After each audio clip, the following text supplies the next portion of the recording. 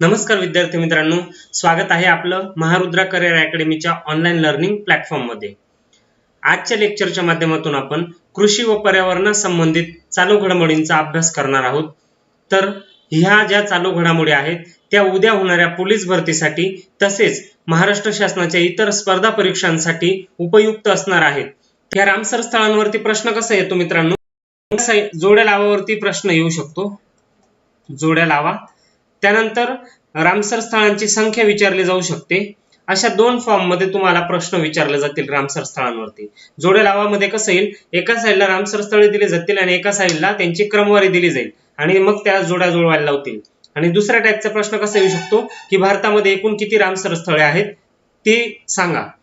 तर बघा, 95 रामसर स्थळ आहे सिरी सरेह तलाव, अलवर राजस्थान। 96 रामसर स्थळ आहे कोपरा जलाशय, बिलासपुर छत्तीसगढ़। 97 रामसर स्थळ आहे पटना पक्षी अभयारण्य, उत्तर प्रदेश। 98 रामसर स्थळ आहे छारी धन संवर्धन राखीव क्षेत्र, गुजरात मध्ये। तर आशिया खंडामध्ये सर्वात जास्त रामसर स्थळांची संख्या आपल्या भारतामध्ये आहे मित्रांनो। जगात सर्वात जास्त जर रामसर स्थळे आहेत तर ते युके देशामध्ये आहेत, 175 पेक्षा जास्त त्यांची संख्या आहे।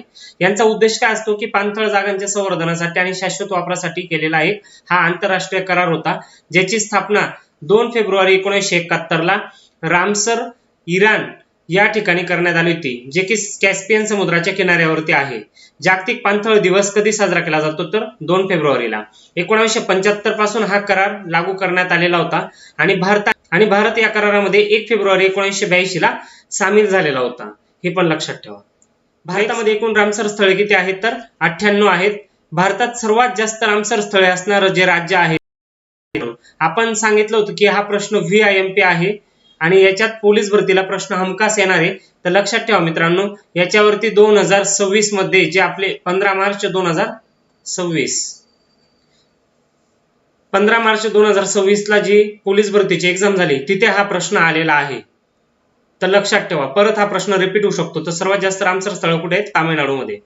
जगामध्ये सर्वात जास्त रामसर स्थळे असणारा देश आहे युके, 175 पेक्षा जास्त रामसर स्थळे तिथे आहेत। भारतातलं पहिलं रामसर स्थळ आहे चिल्का सरोवर, जे की ओडिशामध्ये आहे। चिल्का सरोवर हे भारतातलं सर्वात खाऱ्या पाण्याचं सरोवर आहे। हे अजून दुसरं सरोवर आहे, त्याचं नाव आहे उलर सरोवर। उलर सरोवर जम्मू अँड काश्मीर मध्ये आहे। हे उलर नावाचं सरोवर आहे, ते गोड्या पाण्याचं आहे, हे पण लक्षात ठेवा। ह्या दोघांवरती प्रश्न आलेले आहेत पोलीस भरतीला। खाऱ्या पाण्याचं सरोवर कोणतं आहे? चिल्का सरोवर, जे की ओडिशामध्ये आहे। आणि दुसरं गोड्या पाण्याचं सरोवर कुठे? उलर सरोवर जम्मू काश्मीर मध्ये आहे, ते गोड्या पाण्याचं आहे। त्यानंतर भारतातलं पहिलं रामसर स्थळ आपण बघत होतो, चिल्का सरोवर हे भारतातलं पहिलं रामसर स्थळ आहे आणि केवलदेव घाना पक्षी अभयारण्य राजस्थान मधलं हे पहिलं रामसर स्थळ आहे। महाराष्ट्रामध्ये रामसर स्थळांची संख्या जी आहे ती 3 आहे मित्रांनो। तर 3 रामसर स्थळे कोणती? नांदूर मधमेश्वर, लोणार सरोवर आणि ठाणे खाडी। नांदूर मधमेश्वर बद्दल सांगायचं झालं तर नांदूर मधमेश्वरला महाराष्ट्राचं भरतपूर म्हणतात। अभयारण्य आहे ते कादवा नदी काठी वसलेलं आहे, हे पण लक्षात ठेवा। नाशिक जिल्ह्याच्या पोलीस भरतीसाठी हे असले प्रश्न येतात मित्रांनो। तर नांदूर मधमेश्वर कोणत्या नदीकाठी आहे? कादवा नदी। आणि ते जे ठिकाण आहे ते निफाड तालुक्यात आहे। आपल्या नाशिक जिल्ह्यामध्ये निफाड नावाचा जो तालुका आहे तर तिथे हे नांदूर मधमेश्वर रामसर स्थळ आहे।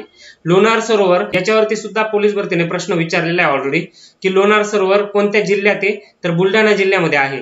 ते जे तयार झालेलं आहे ते उल्कापातामुळे तयार झालेलं आहे, हे पण लक्षात ठेवा। तिसरं जे आहे ते ठाणे खाडी, ठाणे जिल्ह्यातलं।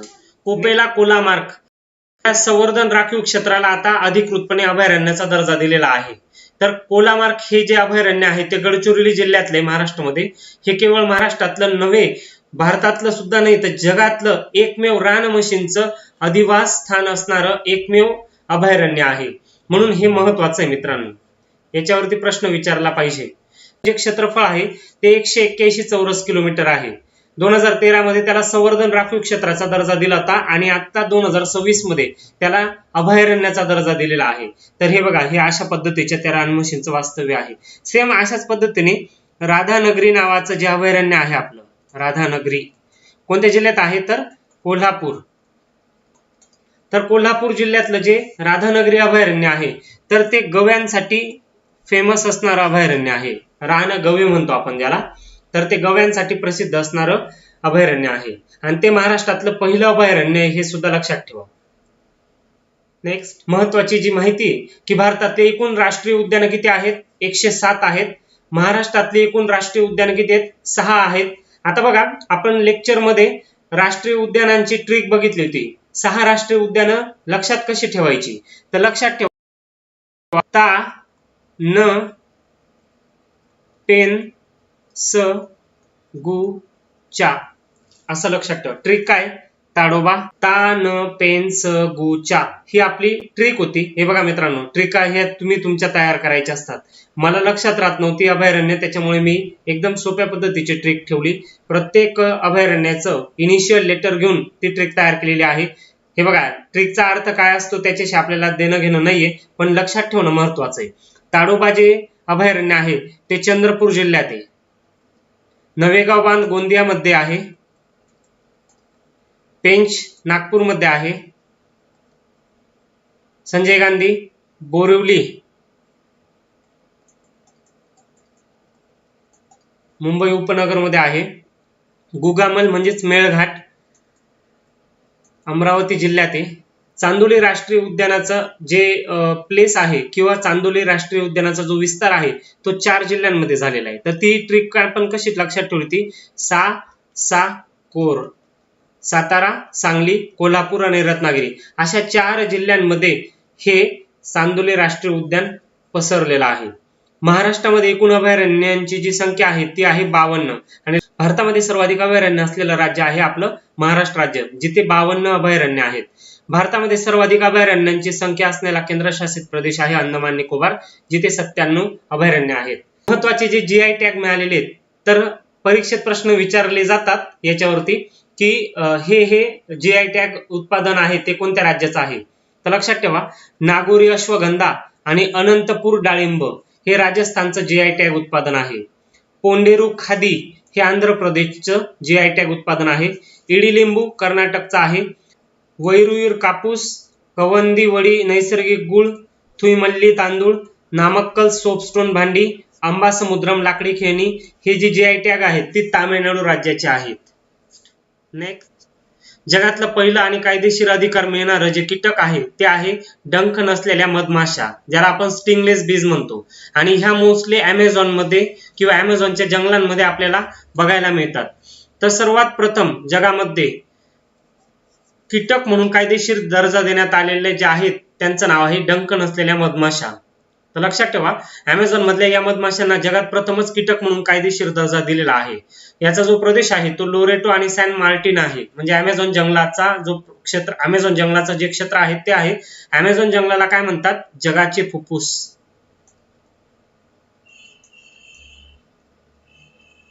जगाचे फुफ्फुस कोणाला म्हणतात? तर अमेझॉन जंगलाला म्हणतात मित्रांनो. त्यानंतर जी प्रजाती आहे ती स्टिंगलेस बीज आहे. यात 170 पेक्षा जास्त उपप्रजाती आहेत. ते एवढं महत्वाचं नाही आपल्यासाठी.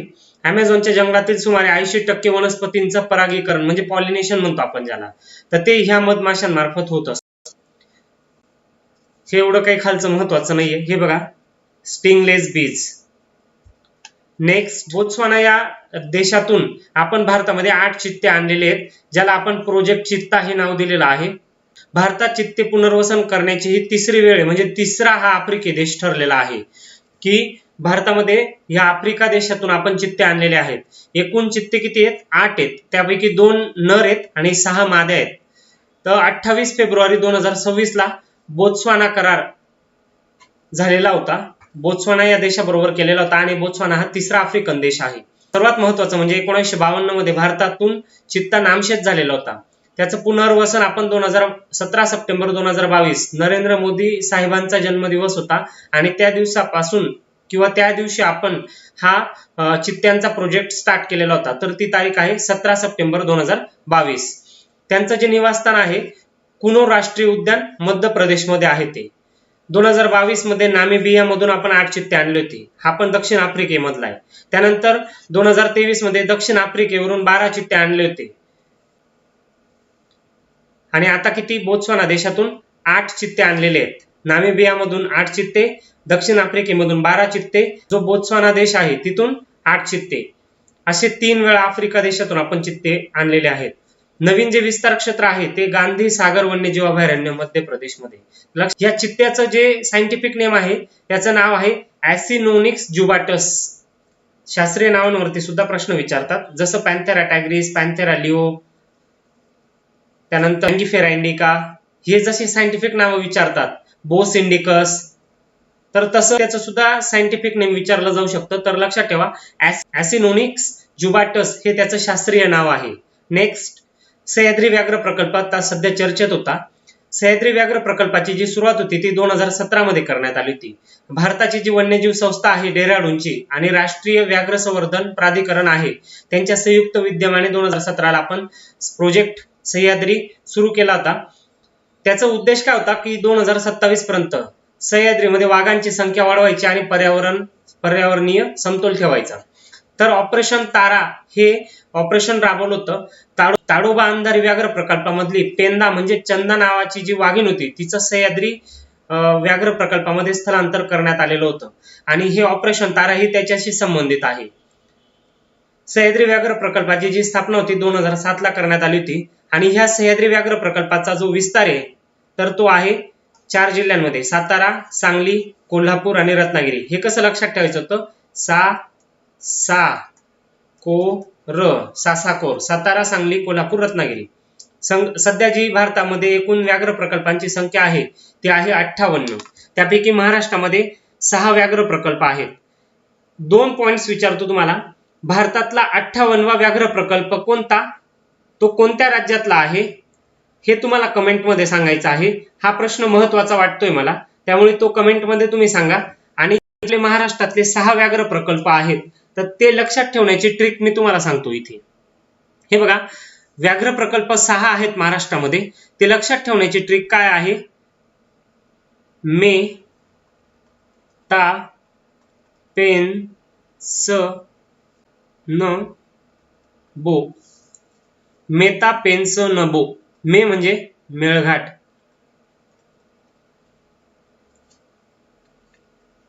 म्हणजे मेळघाट अमरावती जिल्हा, ता म्हणजे ताडोबा चंद्रपूर जिल्हा, पेंच नागपूर, स म्हणजे सह्याद्री. आताच बघितलं आपण, सह्याद्री हा व्याघ्र प्रकल्प 4 जिल्ह्यांमध्ये विस्तारलेला आहे, सातारा, सांगली, कोल्हापूर आणि रत्नागिरी. सासाकोर लक्षात ठेवायला लावलेलं आहे. न म्हणजे नवेगाव बांध गोंदियामध्ये, बो म्हणजे बोर हा व्याघ्र प्रकल्प वर्ध्यामध्ये.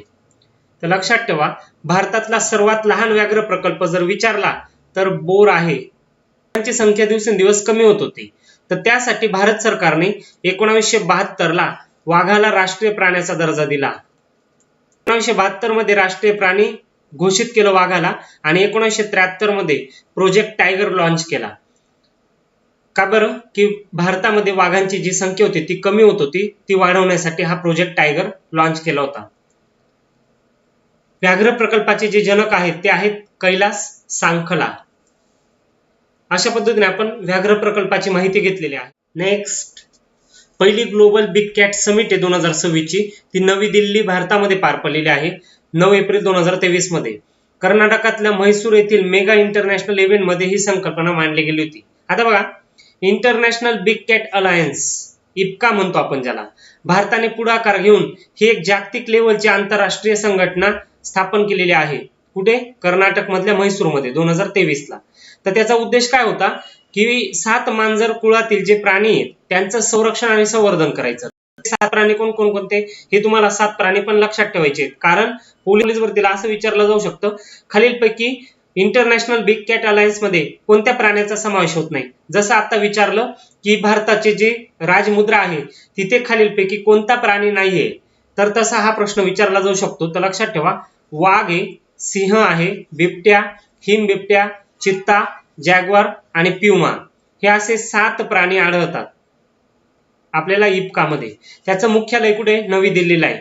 पहिली महासभा जून 2025 मध्ये नवी दिल्लीलाच पार पडली होती आणि त्याचं अध्यक्षपद भूपेंद्र यादव म्हणजे जे आपले केंद्रीय पर्यावरण आणि वन हवामान बदल मंत्री आहेत त्यांनी भूषवलं होतं. आता सध्या 2026 मध्ये या इप्का मध्ये 21 सदस्य देश आहेत. आता रशिया हा 19वा सदस्य देश बनला होता, हे पण लक्षात ठेवायचं आहे. याची सुरुवात एप्रिल 2000 टायगरचा 50वा वर्धापन दिन होता 2023 ला. पण हे बघा प्रोजेक्ट टायगर वरती पण प्रश्न विचारले जाऊ शकतात, कारण नुकताच आता 50वा वर्धापन दिन आपण सेलिब्रेट केलेला आहे टायगरचा. 50वा म्हणजे किती? 25 म्हणजे रौप्य, 50 म्हणजे सुवर्ण, 60 म्हणजे हिरक, 75 म्हणजे अमृत आणि 100 म्हणजे शतक. हे लक्षात ठेवा, याच्यावरती पण आपल्याला पोलीस भरतीला प्रश्न येतात. तर नुकताच 2023 मध्ये प्रोजेक्ट टायगरचा 50वा वर्धापन दिन साजरा करण्यात आला होता आणि त्या निमित्ताने इप्काची स्थापना करण्यात आली होती. नेक्स्ट, गुजरातला टायगर प्रेझेंट स्टेटचा दर्जा दिलेला आहे मित्रांनो. तर 33 वर्षाच्या प्रतीक्षेनंतर गुजरातला पुन्हा एकदा व्याघ्र उपस्थिती असलेला राज्याचा दर्जा दिलेला आहे. याआधी 1989 मध्ये पहिल्यांदा अशी मान्यता दिलेली होती गुजरातला आणि आता 2026 मध्ये सुद्धा टायगर प्रेझेंट स्टेटचा दर्जा दिलेला आहे.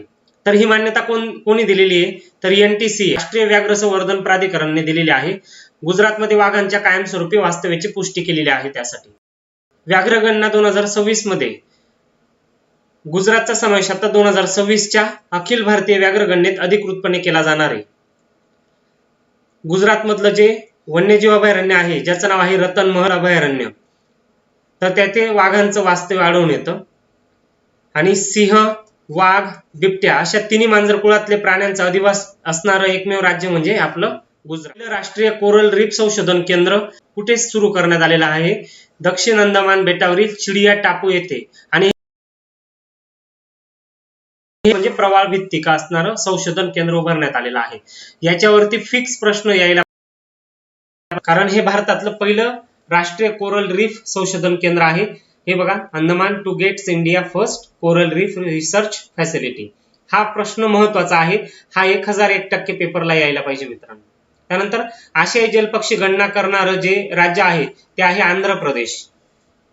ठिकाण होतं गोदावरी मुहाना आणि कोरिंगा वन्यजीव अभयारण्य. पर्यावरणासंबंधित जे महत्वाचे वन लाइनर आहेत जे परीक्षेला 1001% पेपरला विचारले जातील. जे केरळ मधलं जे अरालम वन्यजीव अभयारण्य आहे त्याचं नाव बदलून आता अरालम फुलपाखरू अभयारण्य केलेलं आहे. पोलीस भरतीचा ट्रेंड बघता केरळवरती सगळ्यात जास्त प्रश्न विचारले जात आहेत, त्यामुळे हे सुद्धा प्रश्न विचारला जाऊ शकतो मित्रांनो. केरळ मधल्या ज्या अभयारण्याचं नाव आहे त्याचं जे अरालम अभयारण्य नाव होतं ते आता बदलून काय केलेलं आहे? अरालम फुलपाखरू अभयारण्य. याच्यावरती फिक्स प्रश्न पडला पाहिजे, कारण गेल्या वेळी केरळ या अभयारण्याने फुलपाखरांसाठी अभयारण्य स्थापन करणारं भारतातलं एकमेव राज्य कोणतं होतं? तर केरळ होतं. त्यानंतर भारतातला आणि जगातला सर्वात मोठा ग्रीन अमोनिया प्लांट कुठे स्थापन होतोय? आंध्र प्रदेश मधलं काकीनाडा हे ठिकाण आहे. हा प्रश्न पण VIMP मित्रांनो येऊ शकतो, कारण भारतातला पहिला आणि जगातला सर्वात मोठा ग्रीन अमोनिया प्लांट आहे तो कुठे स्थापन होतोय? आंध्र प्रदेश मधला काकीनाडा हे ठिकाण आहे. मध्य प्रदेश मधल्या रत्तापानी व्याघ्र प्रकल्पाचं जे नाव आहे ते बदलून आता काय केलेलं आहे? विष्णू श्रीधर वाकणकर व्याघ्र प्रकल्प असं केलेला आहे. आणि रत्तापानी हा व्याघ्र प्रकल्प कितवा आहे हा प्रश्न तुम्हाला विचारतो, त्याचं उत्तर तुम्हाला कमेंट मध्ये द्यायचं आहे. केरळ राज्याने स्वतःचा राज्य जीवाणू घोषित केलेला आहे.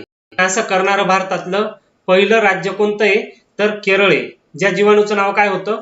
Bacillus subtilis. लक्षात ठेवा, इथे पण केरळ आहे, त्यामुळे केरळ खूप इम्पॉर्टंट आहे पेपरच्या दृष्टीने.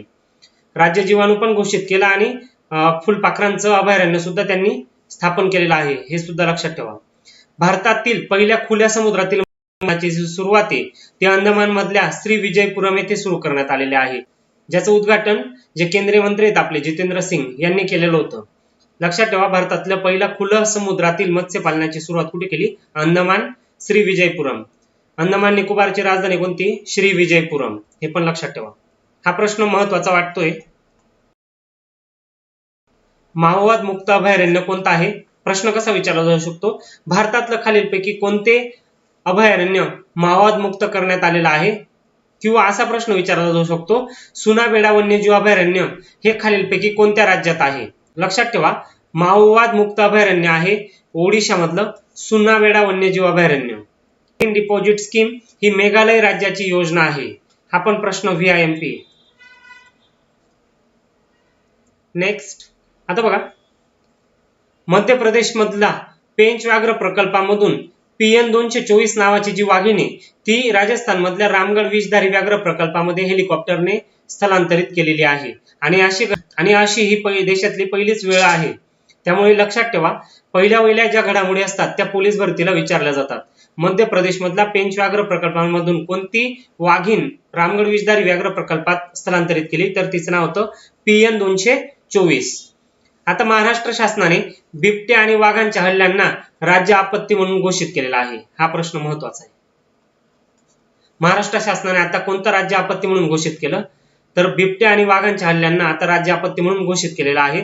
आणि जे मृत व्यक्तीचे जे कुटुंबातील असतील त्यांना त्यांच्या घरातल्या एकाला शासकीय नोकरी दिली जाणार आहे. हा प्रश्न पण VIMP कॅटेगरी मध्ये मोडतो मित्रांनो, की भारताने म्हणजेच नीती आयोगाकडून खालीलपैकी कोणते राज्य भारताचं जिंजर कॅपिटल म्हणून घोषित केलेलं आहे? तर नीती आयोगाने मिझोराम या राज्याला भारताचं जिंजर कॅपिटल म्हणून घोषित केलेलं आहे. हे खूप इम्पॉर्टंट आहे. हा प्रश्न 1001%.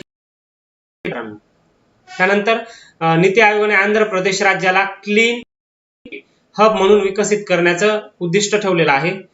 तर खालीलपैकी नीती आयोगाने कोणत्या राज्याला क्लीन एनर्जी हब म्हणून विकसित करण्याचं उद्दिष्ट ठेवलेलं आहे? तर त्याचं उत्तर द्यायचं आंध्र प्रदेश. चित्त्यांची वाढती संख्या, म्हणजे आता बघा, कुनो राष्ट्रीय उद्यानातील गामिनी मादी चित्त्याने 3 बछड्यांना तर आशा मादीने 5 बछड्यांना जन्म दिलेला आहे. त्यामुळे आता जी भारतामध्ये चित्त्यांची संख्या आहे ती 38 झालेली आहे. रस्ते बांधकामासाठी बायो बिटुमेनचे व्यावसायिक उत्पादन घेणारा भारत हा जगातला पहिला देश आहे. आता बायो बिटुमेन काय असतं? आता जे पारंपरिक आपलं पेट्रोलियम आधारित जे डांबर आहे त्याला शाश्वत आणि पर्यावरणपूरक पर्याय म्हणून वनस्पती पदार्थ आणि जे आपण म्हणतो बायोमास यांच्यापासून तयार केलेलं एक चांगलं, म्हणजे बायो बिटुमेन इन शॉर्ट मध्ये सांगायचं झालं तर ते एक पारंपरिक डांबरासारखं एक सॉल्व्हंट आहे. आजच्या व्हिडिओच्या माध्यमातून आपण पोलीस भरती तसेच महाराष्ट्र शासनाच्या सर्व स्पर्धा परीक्षांसाठी भाग 3 कृषी व पर्यावरण घडामोडी हा भाग घेतलेला आहे.